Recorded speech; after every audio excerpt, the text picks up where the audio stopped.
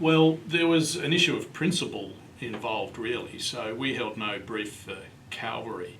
But what Medibank were trying to do was to use their quite considerable market power to impose some measures on private hospitals through contracting that had nothing to do with trying to improve safety and quality. It was all about reducing cost.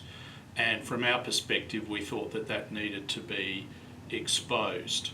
Now, we have a authoritative body in this country, the Commission on Safety and Quality in Healthcare, that is tasked with ensuring the safety and quality of all health services and everybody who uses them.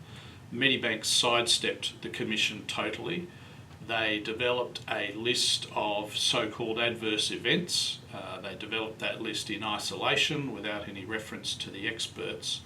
And in fact, the experts in the Commission said that Medibank's list was not fit for purpose and totally untested, and yet they were trying to impose it on hospitals.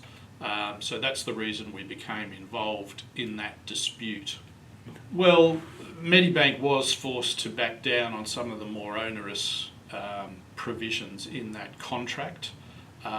They've said that they will ultimately revert to the Commission's list, which is still being trialled in a number of private hospitals.